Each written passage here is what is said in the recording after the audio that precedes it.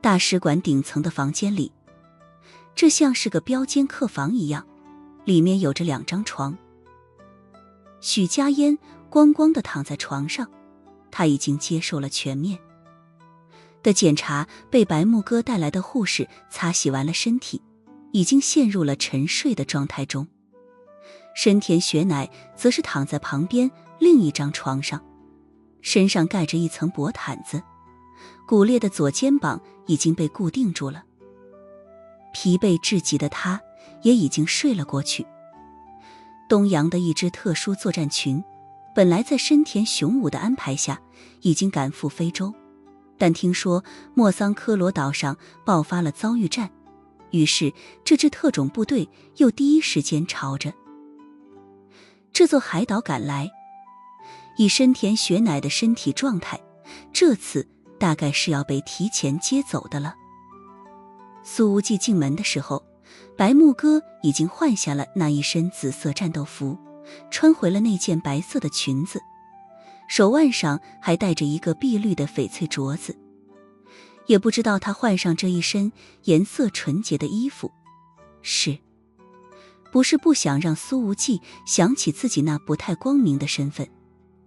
白木哥正弯着腰给许家烟轻轻盖上一条薄毯，那小浪的美好模样眼看着便要被全遮住了。于是刚刚把门打开一条缝的苏无忌便有了一种惊鸿一瞥的感觉，虽然只是看到了不足2秒钟，可是这2秒钟所带来的冲击感足够他回味很长时间。徐小浪总是夸深田雪乃的身材好，他着实是谦虚了。这小浪自己也是肌肤胜雪，该白的地方白，该红的地方红，该黑的没有该黑的地方。最主要的是，他哪怕是很疲惫地躺在那儿，身上的无穷魅意依旧毫无阻碍地流淌而出，实在是美不胜收，妙不可言。即便盖上了一个薄薄的毯子，苏无忌也依旧能够看出来，徐小浪的身材没受太多地心引力的影响，仍旧保持着骄傲的高度。这简直是老天赏饭吃。白木哥没转身便知道是谁进来了，因为进来的人已经从后面贴住了他，而一双手臂已经紧紧地环住了他的纤腰，还得那么紧，似乎生怕他跑掉一样。苏无忌把下巴搁在白木哥的肩膀上，脸庞紧紧贴着他的侧脸。这一刻，白大小姐不禁也有了想要融化的感觉了。只是在这里融化有点不是地方。她本想说什么，可是却被苏无忌直接抱着腰转过来，嘴唇再度印了上去。亲了足足好几分钟，白木哥本来的平静眼光都快要化成一滩水了。苏无忌的手紧紧搂住他，这次来了就不准走了。白木哥深呼吸了一下，他感觉到自己所呼出的气体有些灼热，强行拒绝道：无忌，我不是来陪你睡觉的。只是这拒绝的话似乎一点都不坚定。苏无忌的手从纤腰后方缓缓下移，接近了某处曲线顶端。白木哥的身体稍稍一紧绷，但却没有把他的手拿开。苏无忌说道：睡不睡觉不重要，有你陪我很重要。白木哥指了指身后的2张床，绝美的俏脸上没什么表情，声音轻轻：你又不缺人陪。苏无忌的手压得更紧，说道：跟你来了就不一样了。白木哥凝望着这个男人的眼睛，声音更轻了，这句话你可不要被他们听见了，他们会不舒服的。苏无忌其实想表达的是另外一种意思，但白木哥说的没错，要是被许家烟和深田雪乃听到了他的这句话，心中肯定得有些不是滋味。但苏无忌也没多解释，眼光似乎变得更加温柔。他已然看出来了，白大小姐真的改变了很多。以往的她不仅不会考虑苏无忌的话会不会让其他人不舒服，甚至她还会主动站出来，亲自让别的女人不舒服。怎么这样看着我？白木哥有点承受不住苏无忌的温柔眼神。你好像改变了一些。苏无忌说道。要是往常，白木哥得把受伤不轻的徐小浪摇醒了，然后让他躺在病床上，眼睁睁地看着苏无忌跟自己接吻。白木哥说道。江婉欣都领先我这么多了，我要是还不懂事，以后被你厌倦了，一脚踹开该怎么办？这话听起来倒也不太像心甘情愿。苏无忌紧紧搂着怀里的女人说道。我不会踹开你的，永远都不会。白木哥无声地笑了，那绝美的脸上所荡漾出来的笑容简直动人之极。苏无忌微微皱了皱眉。我怎么感觉你这笑容像是在嘲笑我？白木哥的动人眼光背后其实是有着一线微微的落寞，轻轻说道。你和我都还太年轻，不要轻易开口说永远。苏无忌，我偏要说永远。白木哥，我认定你了。白木哥伸出双手捧着苏无忌的脸，在他的嘴唇上轻轻亲了一下，声音里有着无限温柔。我也早就认定你了。这温柔的眼光和平日里狠辣果决的东亚叶黄是截然不同的，只属于苏无忌一个人。这种强烈的反差感让苏无忌现在就想把白木哥按倒在许家烟的病床上。可可。许家烟忽然开始咳嗽了起来。白木哥立刻转过身，把苏无忌那放在自己腰间的手一下子拉开。许家烟倒不是醒过来了，而是控制不住的咳嗽，这内伤想必得养一段时间了。咳嗽了一阵子，他又闭上了眼睛，继续沉沉睡去。苏无忌松了一口气，他莫名有种偷情差点被发现的感觉。他一把将白木哥搂回来，还想继续，但是白大小姐却拒绝了。他说道：你留下来照顾他们，我去看看我的朋友。苏无忌第一反应便是男性朋友。看到他这吃醋的样子，白木哥哑然失笑。女帝。说着，他又在苏无忌的嘴唇上轻轻地亲了一下，轻声说道：无忌，再见。随后白木哥把房门轻轻关上，他靠着门静静地沉思了一会儿，才脚步轻轻地离开。在楼梯的拐角处有一个大使馆的工作人员正在等着，他戴着无框眼镜，文质彬彬，看起来和白木哥的年纪差不多，是大使馆的一等秘书。只是手里那磨掉了漆的保温杯和他的年纪似乎不太相称。木哥，他说道。这次的事情，白木哥说道。小叔，不要告诉我爸。这是白家的本族小叔，辈分挺高，实际年龄却比白木哥还要小2个月。好，我一定保密，况且跟大哥平时也没什么联系的。这白家小叔笑了笑。木哥谈恋爱了，就早点见家长。白木哥的表情微微有点不自然，他轻轻抿了抿嘴。我没谈恋爱。是啊，现在和苏无忌算是什么状态？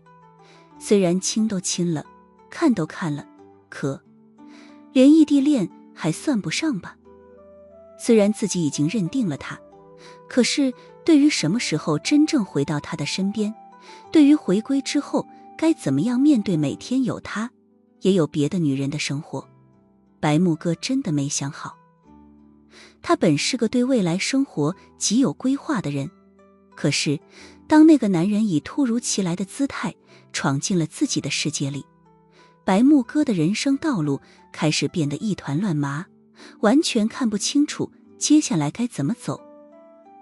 但这一团乱麻就算是再纷乱，却也始终有个中心点，就是那个青年。行吧，随你怎么说。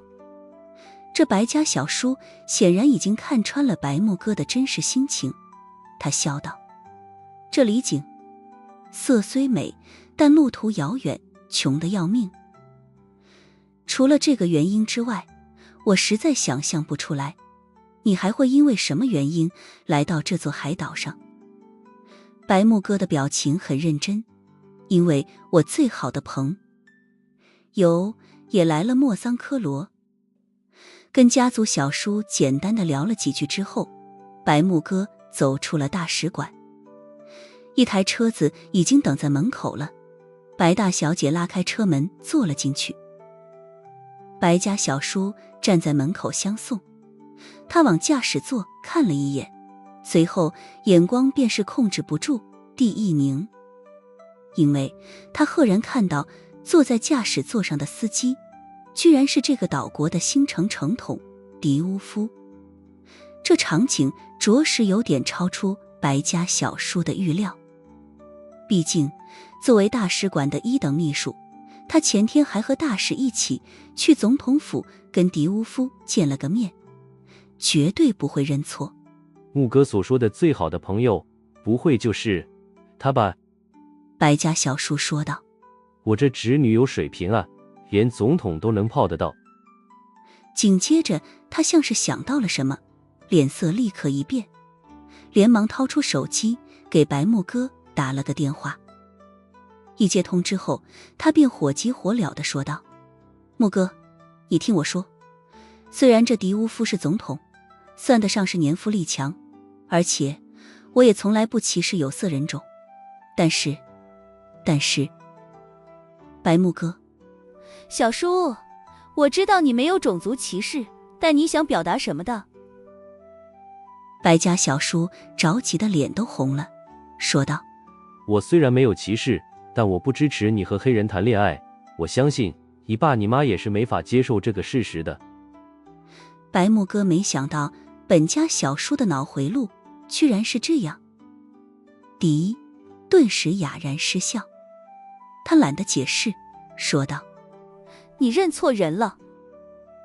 白家小叔一听他在掩饰，顿时更着急了。我不会认错，你要是执意和这个迪乌夫谈恋爱，我就告诉你罢了。白木哥说道。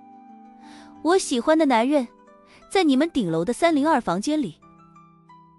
白家小叔一愣，原来是那个小伙子，真的假的？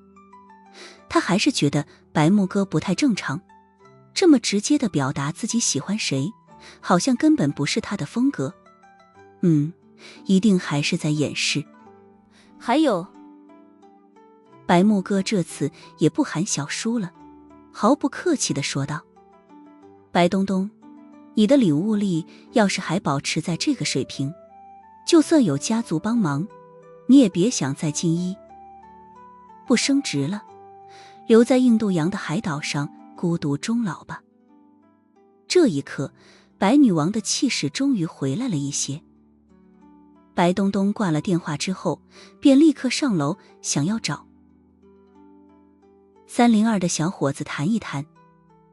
可是他刚刚走到门口，却听到里面传来了一句虚弱又娇媚的声音：无忌，我早就醒了，我都憋好久了，可是你俩没完没了，要不是我咳嗽2声，木哥姐还留在这儿呢。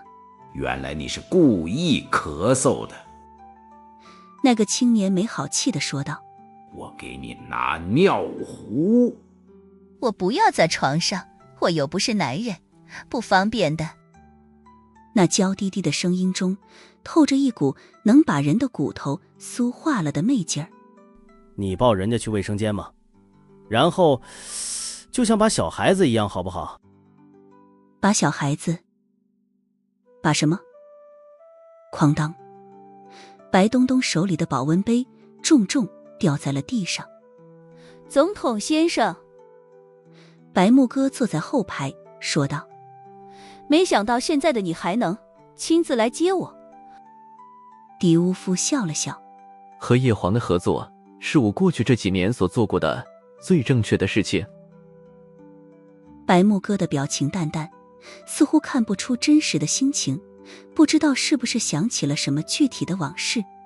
他说道：你应该专心当一个总统了。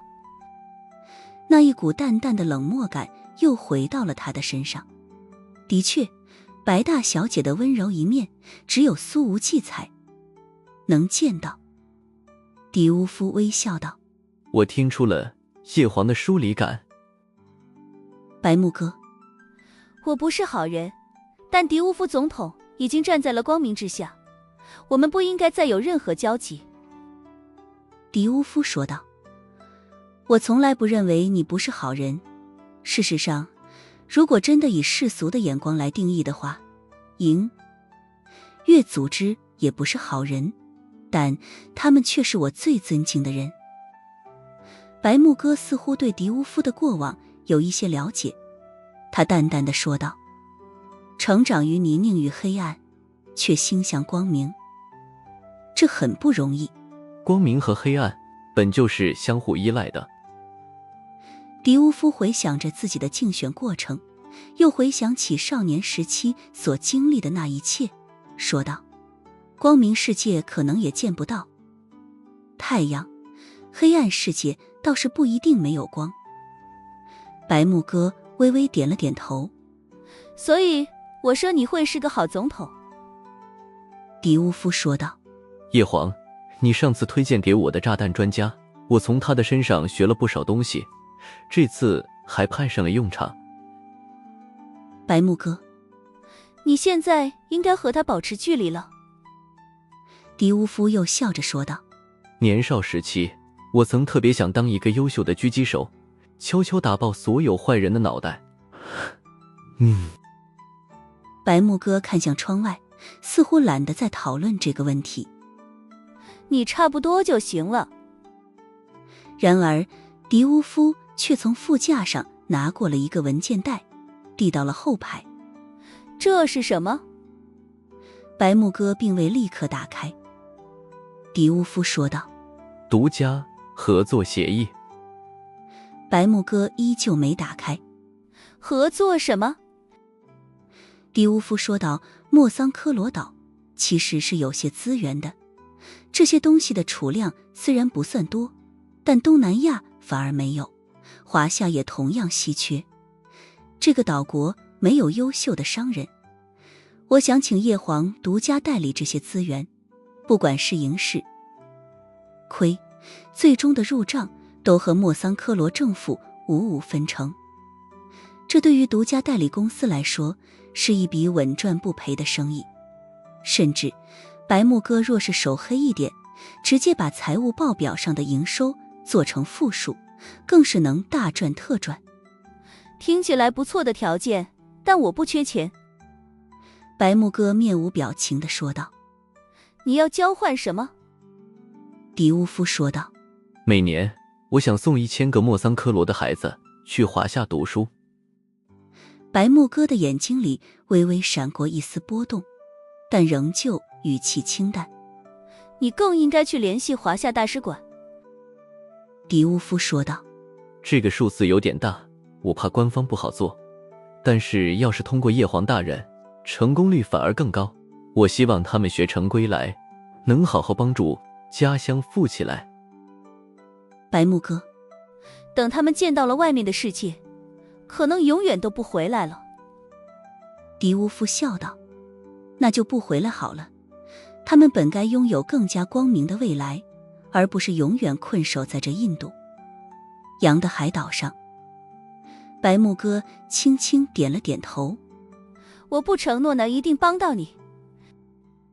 狄乌夫还在笑着：叶皇能这么说，就已经代表了你会办成了。我先替那些孩子们说一声谢谢。白木哥说道：你这么做会受到非议和谈。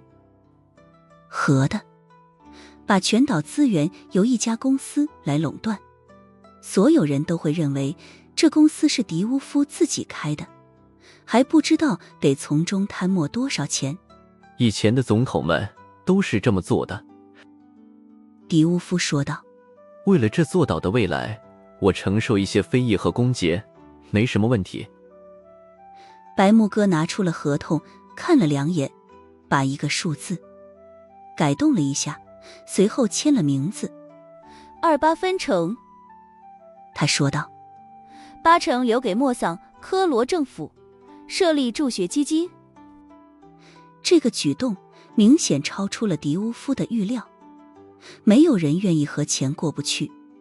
从55分变成28分，白木哥这次的主动让利幅度着实是太惊人了。谢谢。迪乌夫眼眶红了，笑了起来。白木哥淡淡说道：前面就要到了，停车吧。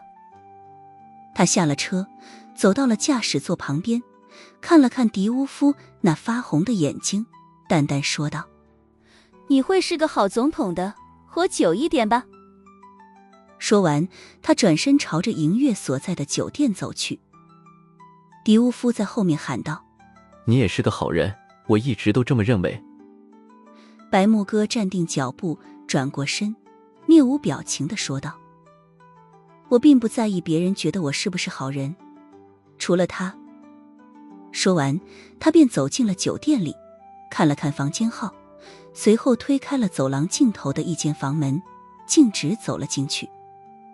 在房间里，一个女人正斜靠着床头，柔顺的长发披在那光洁细腻的肩膀上。她的上半身没穿衣服，而是缠着绷带。绷带虽然遮掩住了那最美好的地方，但却使得被包裹着的曲线更加动人。伤得怎么样？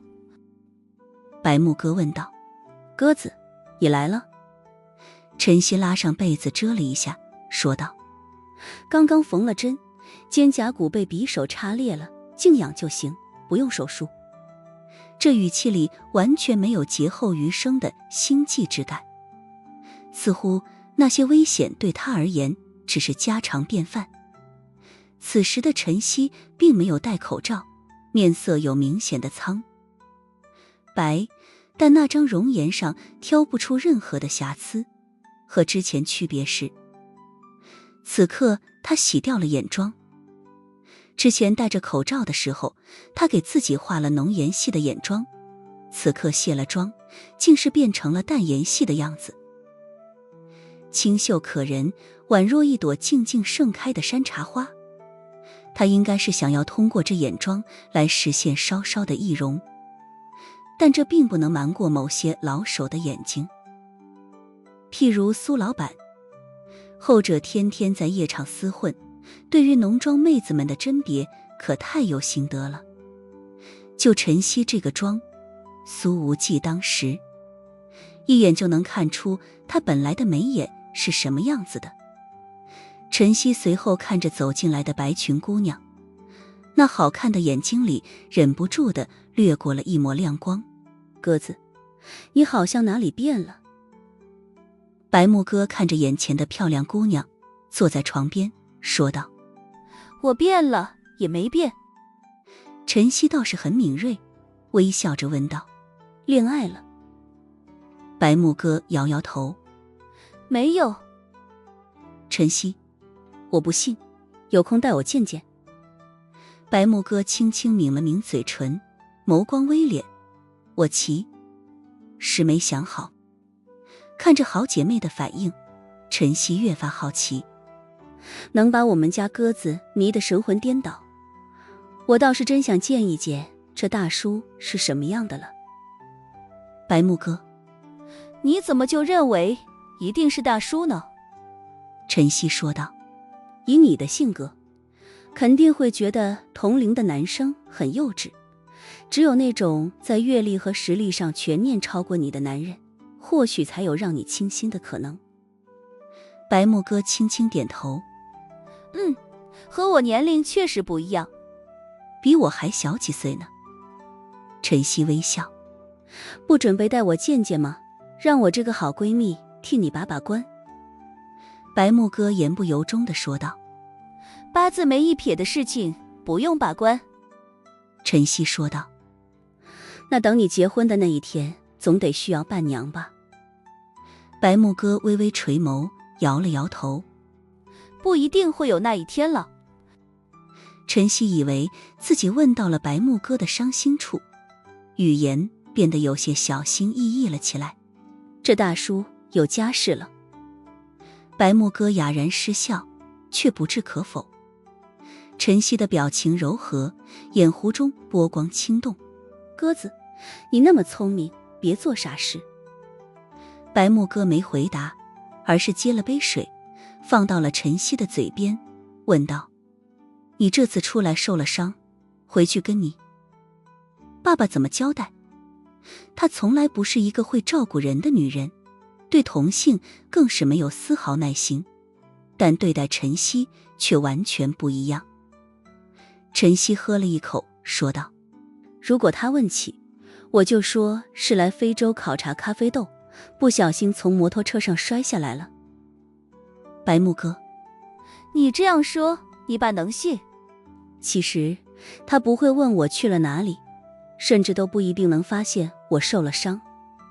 陈曦说道。我爸太忙了，不会在意这些小事，更何况我也一直在让他失望。说这话的时候，他的眼睛里并没有任何的落寞，似乎早就习惯了。白木哥说道：西西，以后迎月的这种活动你不要再参加了。陈曦轻轻摇了摇头。你也是个聪明人，但却一直这么傻。白木哥说道。陈曦说道：我没你傻。白木哥轻轻一叹，这一次你又死里逃生，那下次呢？以后呢？迎月杀手的结局没有几个善终的。你的家世那么好，没有必要掺杂进一群孤儿的事业里。陈曦忽然想起了某个帅气有型的侧脸，微笑道：这一次起码遇到了一些很有意思的人。白木哥的眼睛里有着一抹心疼和不忍。你总是能在泥潭里找到花。陈曦轻笑道：那你什么时候来我的咖啡店坐一坐？到时候给你介绍几个年轻的帅哥。暂时说不好。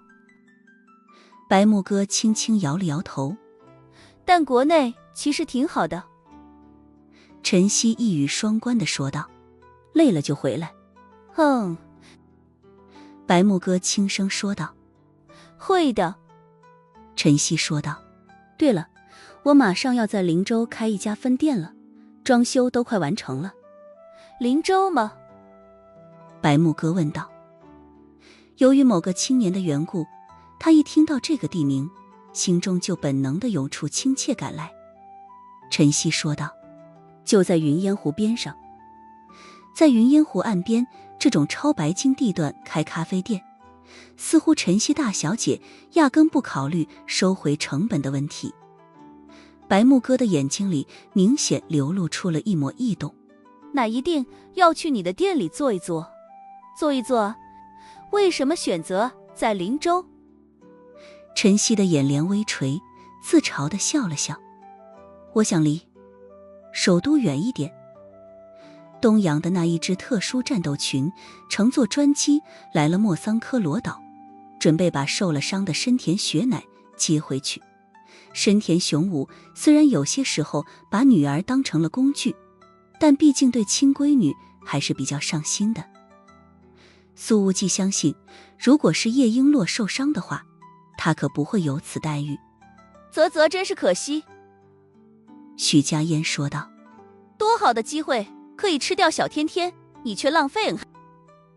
苏无忌深以为然。现在想来，确实是有点可惜。许家嫣娇声道：等雪乃走了，你就是我的了。苏无忌呵呵一笑：那你给和白木哥竞争上岗？徐小浪一听，不仅没有任何垂头丧气，反而眉开眼笑。竞争什么呀？你和他滚床单，我可已在后面免费帮忙推你。苏无忌瞪圆了眼睛。徐小浪帮忙推，这场景要不要这么神经病？苏无忌光是想着这场面都已经不行了。咕咚一声，那情不自禁咽口水的声音清楚地传进了许家烟的耳朵里。许家烟撅着嘴，嘴上说不要，身体却很诚实。两人并肩站在大使馆的门前，东洋的车队已经等在门口了。而一等秘书白东东就端着个保温杯站在旁边，看着这一对年轻男女，心情满是复杂，眼中满是怪异。现在白东东在看到他们的时候，脑海里便满是他在卫生间里把着他的情景。这时候白家小叔不禁感慨着，人比人气死人，自己比这家伙还大几岁呢，怎么从来就没体验过那么刺激的事情呢？苏无忌其实没干那事儿，他当时坚决地拒绝了许家烟这种变态的提议。深田雪乃刚刚从1楼的医务室出来，他的一条胳膊已经固定住了，估计起码得休养2个月了。家烟，这东洋姑娘走到了许家烟的面前，眸光轻动，唇角的线条上露出了一抹平时很少从他身上能见到的浅浅笑意。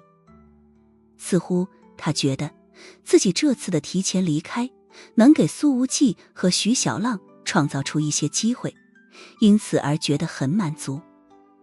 许家烟一看深田中笑着微笑，就立刻明白了他的想法。你呀你是我见过奉献精神最强的东洋人了。深田雪乃轻轻说道。不是奉献精神强，是我认为我应该感恩。苏无忌摸了摸鼻子，在旁边没好气地说道。所以你们就要把我让来让去的。许家烟搂着苏无忌的胳膊，嫣然一笑。雪乃呀，你可别后悔，毕竟以我的那些功力，等轮到你陪他睡觉觉的时候，无忌可能早就被炸到干了。你声音小一点啊。苏无忌黑着脸。我要脸呢。一旁白东东的脸也黑了，他不禁感慨，现在真是世风日下，这个姑娘看起来长得挺漂亮的，怎么把二女共侍一夫说得如此自然？还有这个男人真特么的让人羡慕。现在白东东不禁怀疑，白木哥喜欢的到底是不是这个家伙了？以自己那位侄女的傲娇心性，怎么可能允许自己男人的身边有那么多的莺莺燕燕？他肯定是胡诌来骗自己的。白木哥肯定是在和狄乌夫谈恋爱。我先走了，希望你们能在游轮上度过愉快的几天。深田雪乃走到了苏无忌的面前，轻声说道。家烟很喜欢你，不要让他失望呀。苏无忌说道。你信他个鬼，我早就发现了。许家烟就是最大的口嗨党，天天光说不练。许家烟眉开眼笑。哎呦，为了跟我睡觉，真是处心积虑，连激将法都用上了呀。我走了。深田雪乃单手轻轻抱了抱苏无忌，然后说道。我会去华夏找你的。搂着那柔韧的纤腰，苏无忌一时间不舍得松手。之前在游轮房间里所看到的那个纯白无瑕的美妙背影再度浮现眼前。他用力紧了紧手臂，箍了箍深田雪乃的腰，在他耳边说道。你还敢来，不怕我吃了你？深田雪乃微微抿了抿嘴，并了并腿，没吭声。虽然雪乃忠孝嘴上没承认什么，但显然如果他下次真的出现在华夏，就意味着他是主动去求吃掉的。半小时之后，整个东洋调查组都跟着特殊座战群的专机一起离开了。从天南海北而来的迎月的杀手们马上也要陆续告别了。许家烟要去送一送几个新认识的杀手朋友，于是也去了迎月杀手们休整的酒店。再过几个小时，佩伦伯爵号游轮就要起航了。这热热闹闹的莫桑科罗岛似乎也要开始安静下来。白东东咳嗽了2声，走了过来。我是大使馆的1等秘书白东东，也是白木哥的小叔。苏无忌和他握了握手。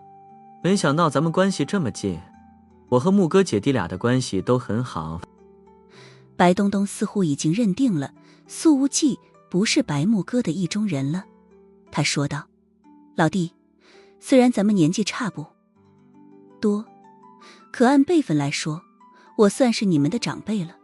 我叮嘱你一句，可可，你得开始养生了。虽然周围的姑娘们都很漂亮，但你还是得多注意身体啊。苏无忌看了看白东东的保温杯，笑道：小叔你想多了，我和他们的关系都很纯洁。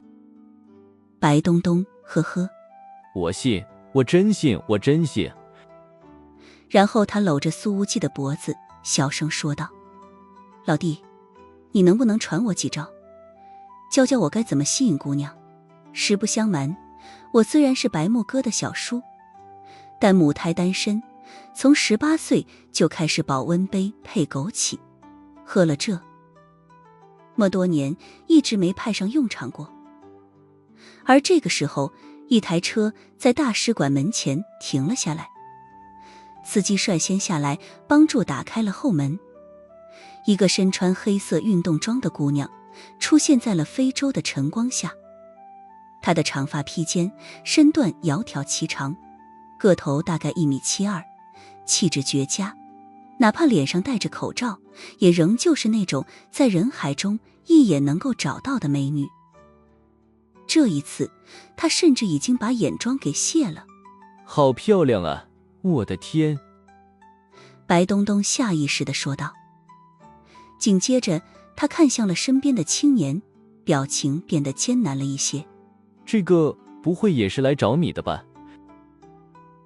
苏无忌已经笑了起来，朗声说道：晨曦，你也要走呢？晨曦的睫毛弯弯，眼睛里盛满了印度洋上空的阳光。他说道：我也该走了，来找你的。个别。白家小叔端着泡满了枸杞的保温杯，默默地走到了一边。苏无忌说道：回华夏。晨曦不置可否，以后说不定能在华夏再见面。他这次过来其实是明显违反迎月的杀手准则了，但这个青年救过自己，也称得上是迎月的好战友。晨曦觉得如果自己就这么走了，也太没礼貌了。而且他长得还挺好看的，无论是五官还是面部线条，皆是长在晨曦的审美点上。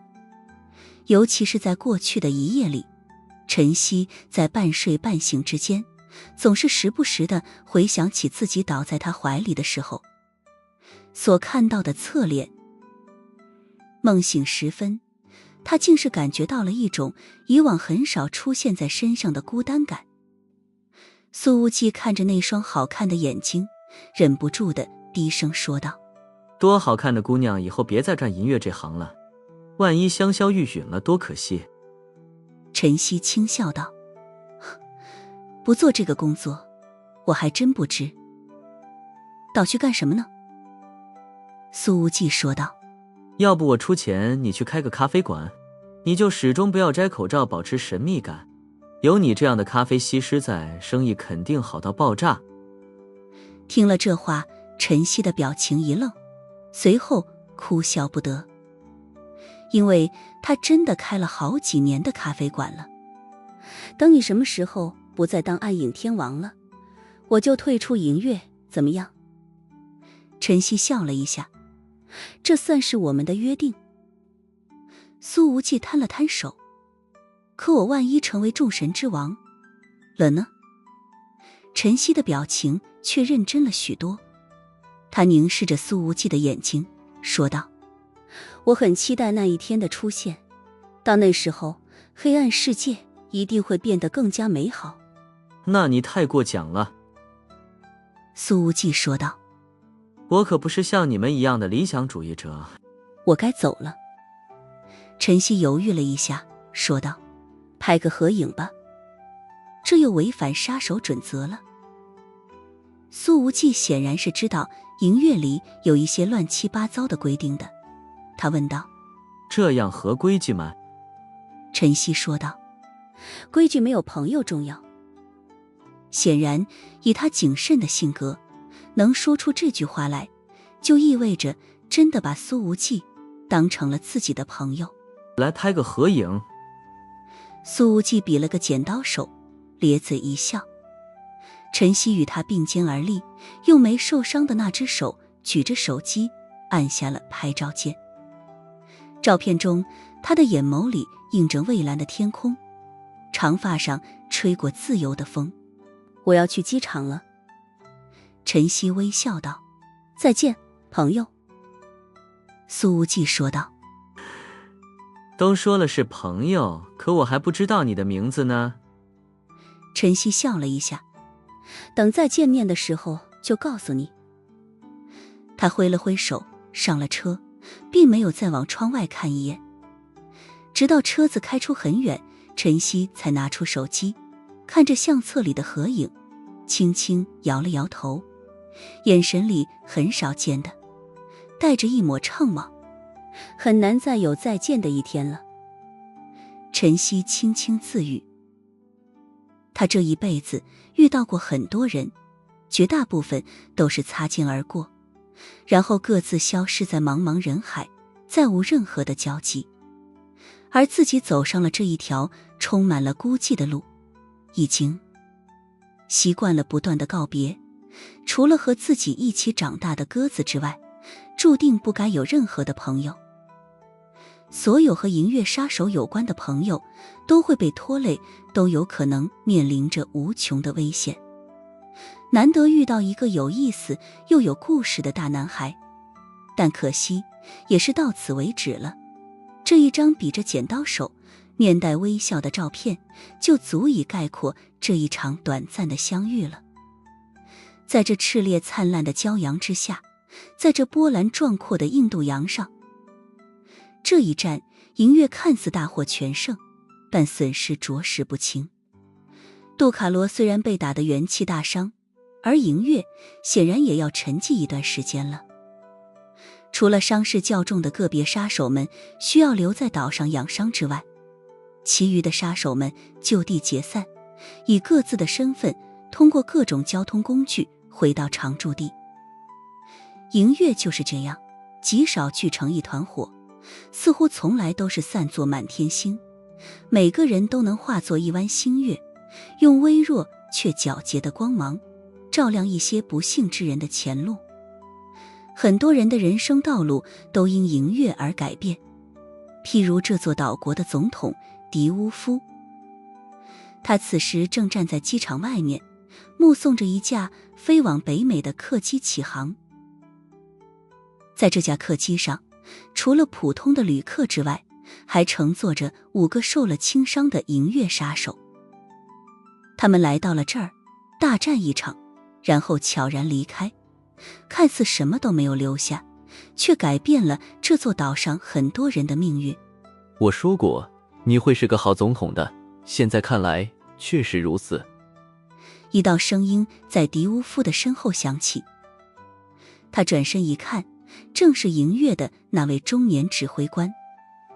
他仍旧戴着黑色口罩，拎着行李箱，一副普通游客的打扮。在这座岛上，银月不需要安排常驻杀手。迪乌夫微笑着说道。这句话的潜台词其实已经非常明显了，他自己就可以成为一个编外人员。中年指挥官看了看他，说道：你是总统，要做总统该做的事情，不是吗？迪乌夫面带微笑。总统可以通过很多种方式来让这座岛上的人过得更好，没有谁能真正定义总统该做什么，不是吗？中年指挥官并未对这个观点发表什么评论，而是伸出了手。这个动作已经足以表明很多了。迪乌夫见状，用力地握了握手，有些动容地说道：谢谢你，雪人先生。指挥官也并未否认这个称呼，他轻轻摇了摇头。用不了多久，银月就没有雪人了。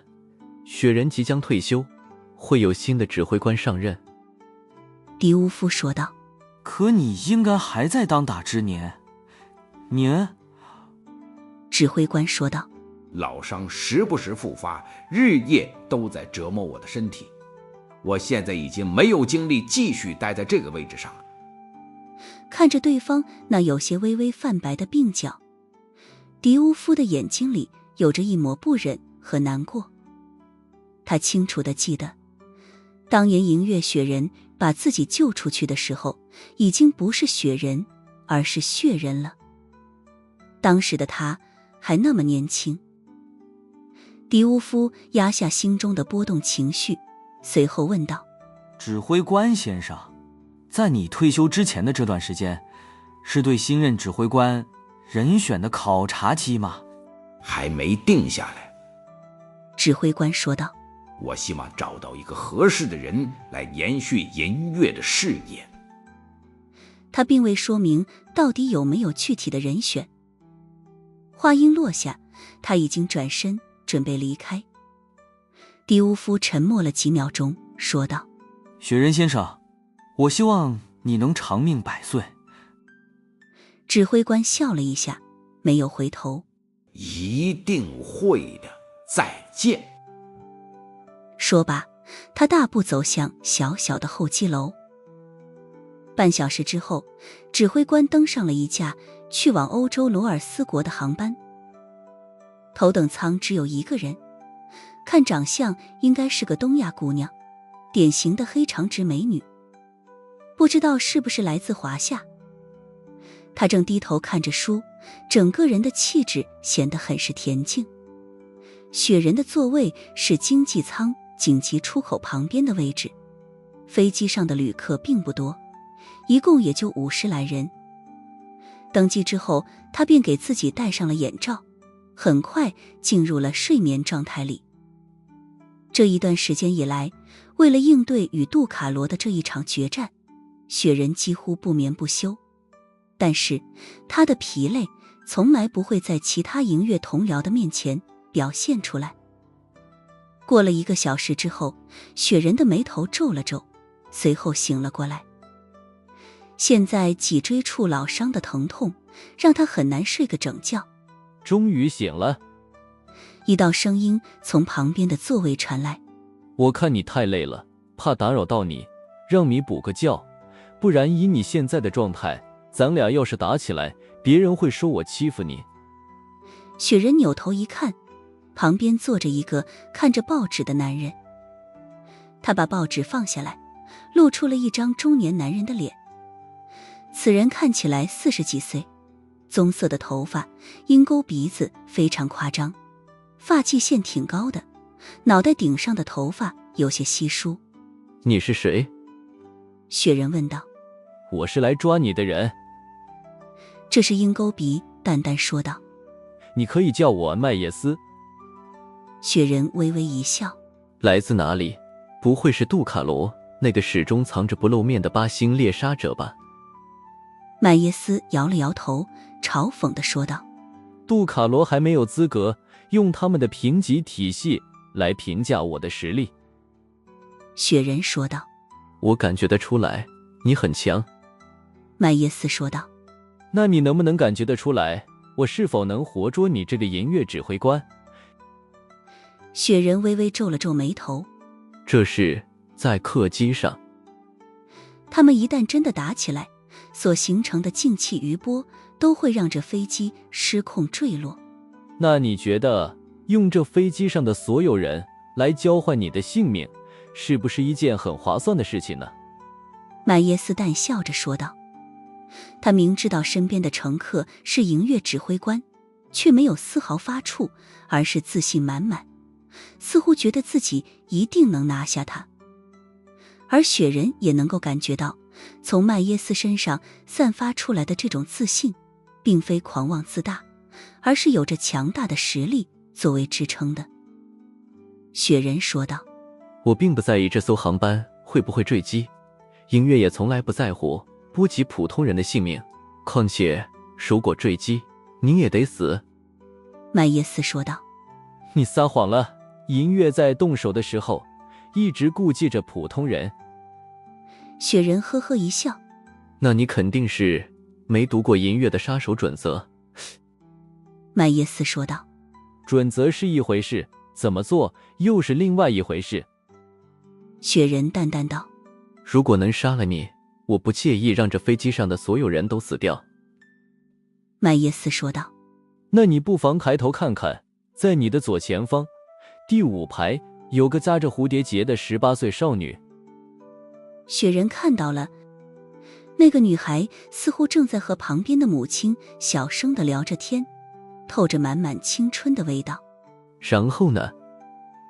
雪人冷笑着说道：你觉得我会在意这么一个普通人究竟是死是活？13年前你第一次见到他的时候，他才5岁。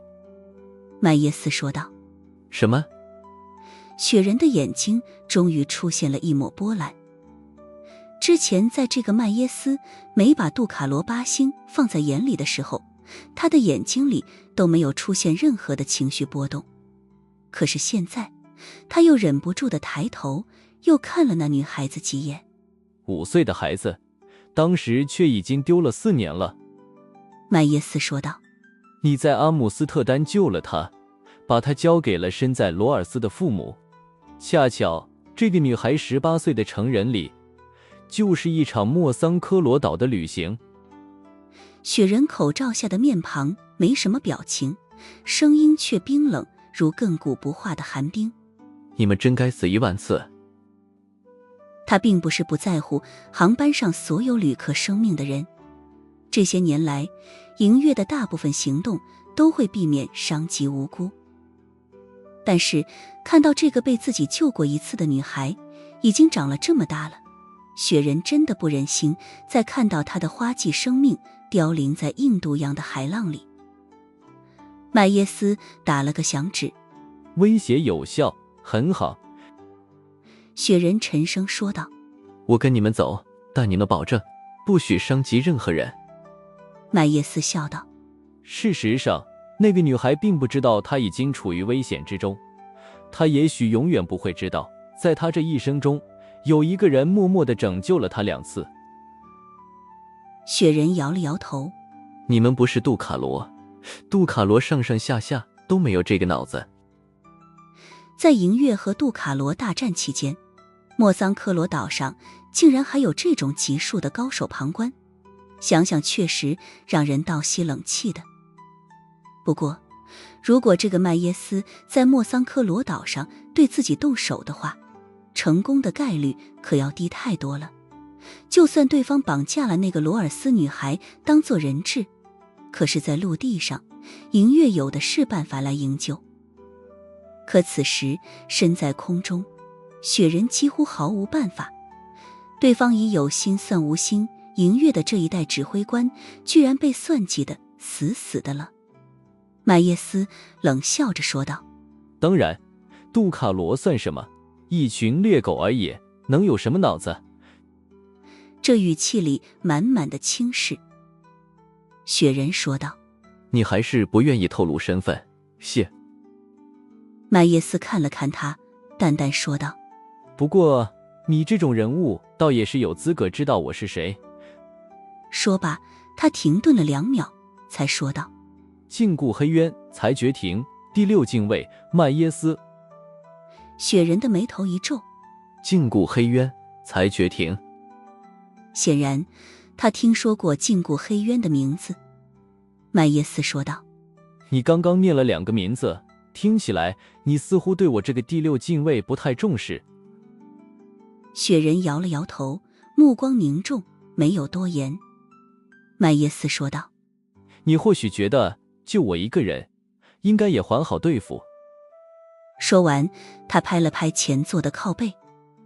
一个中年男人转过了脸。麦叶斯说道：介绍一下，第5禁卫。雪人眯起了眼睛。又一个。第5禁卫。这个第5禁卫显然不是个话多的人，他只是转身看了雪人一眼，便说道：你身上有3处老伤，别做蠢事。这眼光简直毒辣之极。雪人看了看机舱，随后道：我去一下卫生间。麦耶斯直接让开了身子，他丝毫不担心雪人能翻出什么浪花来。雪人往前走了几排，然后扭头看了看那个18岁的罗尔斯姑娘。对方正笑着跟自己的母亲小声聊着旅行趣事，看到了一个陌生男人正扭头盯着自己看，对方的眼光好像还有些复杂，他本能地觉得很不自在，于是立刻挪开了眼光。不过挪开眼神之后，这姑娘莫名有种不安心的感觉。当她再度抬起头来的时候，发现刚刚看着自己的那个男人已经进了头等舱。他并没有去机舱前部的卫生间，而是坐在了那个东亚姑娘的旁边。你很厉害。坐下之后，雪人说道。那个黑长直的姑娘挽了一下耳边的头发，俏脸上波澜不惊，说道：能一眼就看穿是我主导了这一切，银月指挥官才是真的厉害。莫桑科罗岛，一场血腥的宴会已经宣告落幕。而这场宴会里确实有着不少旁观者，只是他们并没有选择参与其中，尤其是禁锢黑渊。哪怕这次裁决庭来了2大禁卫，他们也没有贸然出手，以免重蹈第7禁卫贝里斯的覆辙。晨曦走了，许家烟竟然没陪着苏无忌一起上游轮，而是直接买了机票飞回了宁海。他的假期不多，还得赶回去上班。但苏无忌总觉得这姐们其实是怕自己真的把他给吃了。游轮之行还有20几天，谁把谁榨到干，还是一件未可知的事情呢？苏无忌现在着实是有点鄙视许家烟这种口嗨党，嘴上撩拨起来比谁都花，腰带却系得比谁都紧。自己正想一展雄风呢，他却拍拍屁股走人了。此时游轮还有10几分钟就要起航了，苏无忌仍旧站在甲板上眺望着。终于一个身穿白裙的身影出现在了码头，正是白木哥。他远远地挥了挥手。苏无忌给白木哥打了个电话，没好气地说道：你这几个小时都在哪里呢？找你也找不到人。白木哥的声音如此刻的海风般轻柔，说道：总不能一直在你身边，温柔乡会让人忘了梦想。苏无忌，这话总该让男人来说才是。还有你的梦想，我也可以帮你实现。白木哥的眼光也稍稍温柔了一分，说道：我和莫桑克罗岛的新政府达成了资源代理协议，还有很多事情要忙，下次再好好陪你。能说出好好陪你这句话，无疑已经超出了白木哥以往的言语底线了。苏无忌，你是不是有什么事情没告诉我？白木哥说道。没有啊，为什么会这么问？苏无忌说道。这艘船上还有一个漂亮夫人对我虎视眈眈呢，你确定不上来宣示一下主权？白木哥说道。我当时背着艾斯戴尔的时候，他对我说了很多。苏无忌微微一愣，问道：那他当时最关键的一句话是什么？白木哥眯眼轻笑。他说我像年轻时候的月神。苏无忌的眉头皱了皱，没好气地说道：这特么的不是在骂人吗？由于歌哲给苏无忌打下了先入为主的印象，使得苏无忌一提起月神，便觉得这家伙是个欠钱不还的老赖。而在和艾斯戴尔相处的这几天，又加深了他对月神的反感。白木哥则是轻轻一笑，我觉得他说的可能有道理。女人的话都不能信。苏无忌说道，你听我的就行，以后就留在灵州别走了，给我生10个8个娃。白木哥笑了一下，随后答应。好。这时候佩伦伯爵号拉响了汽笛，终于要启程了。苏无忌挥了挥手，把双手伸到头顶，比了个心，然后踮起脚来，像是生怕白木哥看不见一样。白木哥也挥了挥手，脸上的笑容不再像平时一样慵懒，反而充满了难得一见的安心与恬静。这一刻的他没有黑暗，没有野望，就像一个目送心上人出门远行的女朋友。在这透着热烈的海风之中，身穿白裙的绝美姑娘就像是一场完美无瑕的梦。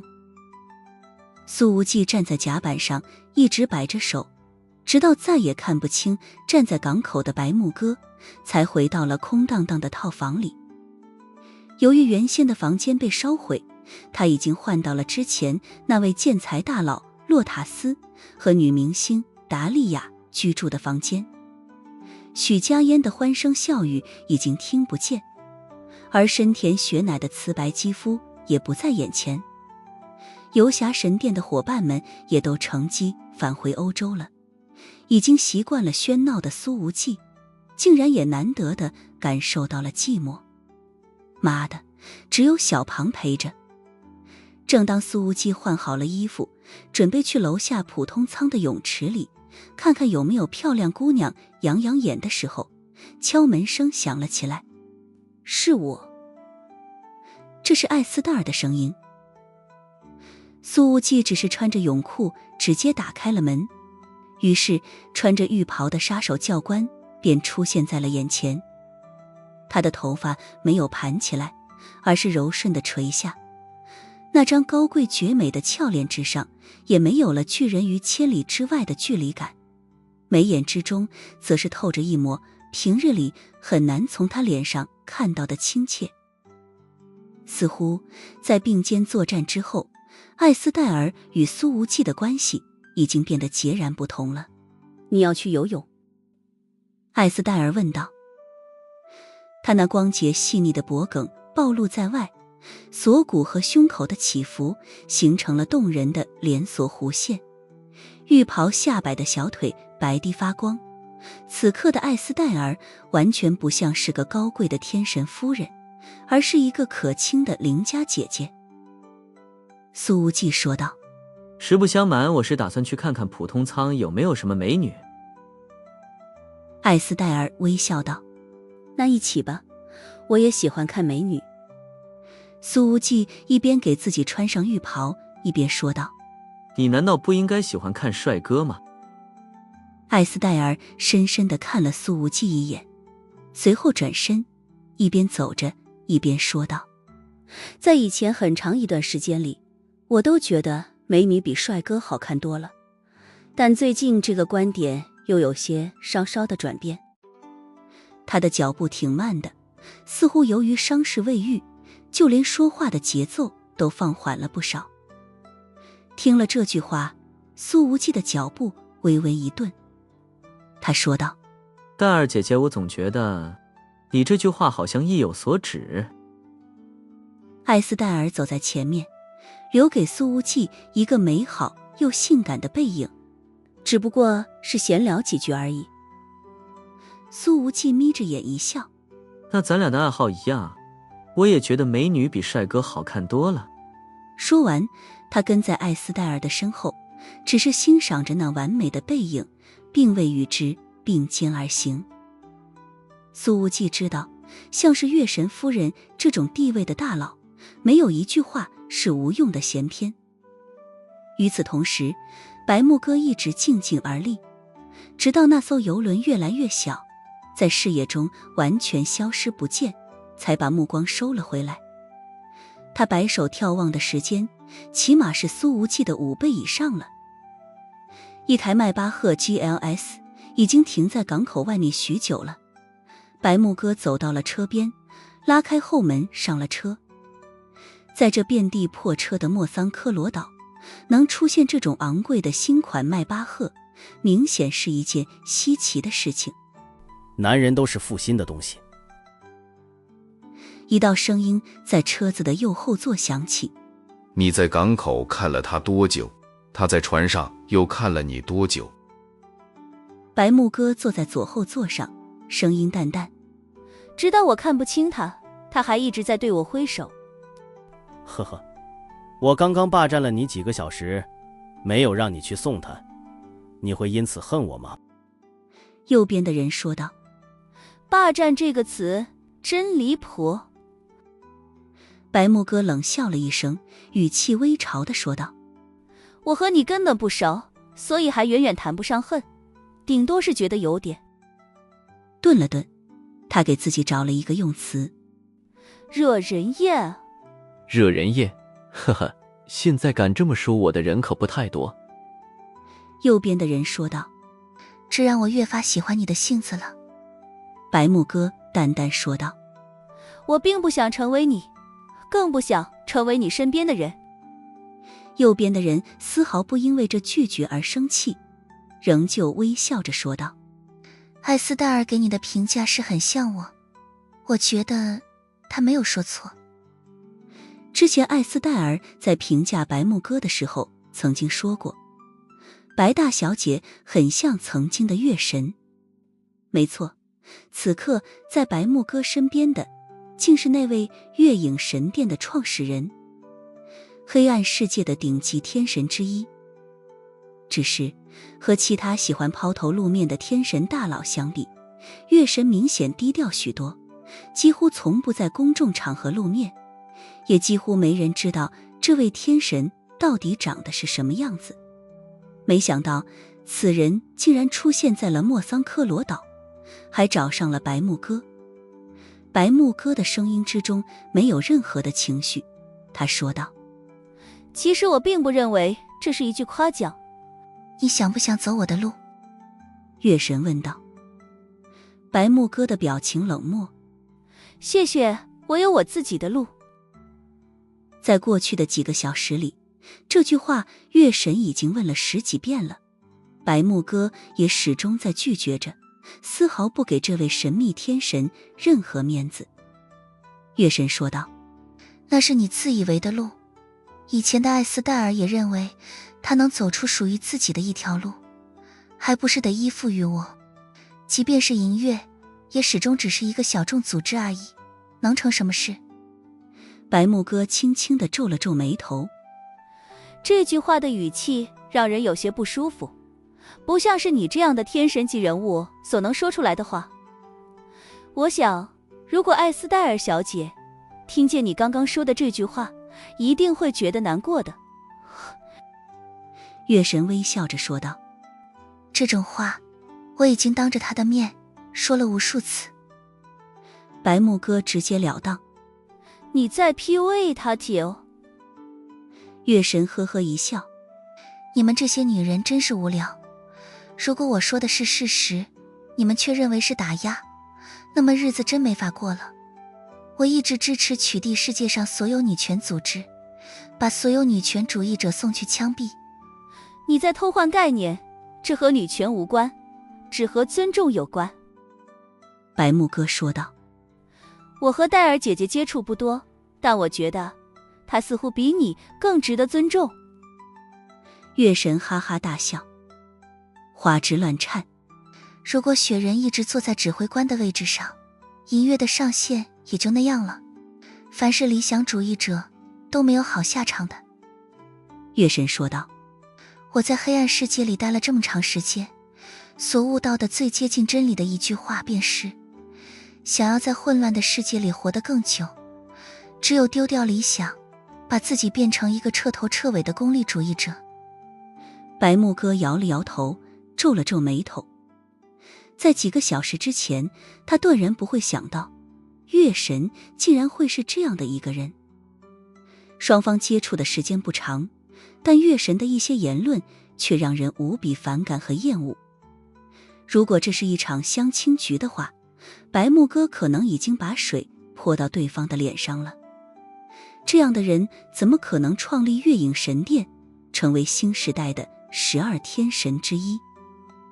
当然，也许这就是对方的面具，就像自己那一张快要揭不下来的面具一般。我这一生对漂亮姑娘的兴趣，甚至超过了对事业的兴趣。月神说道。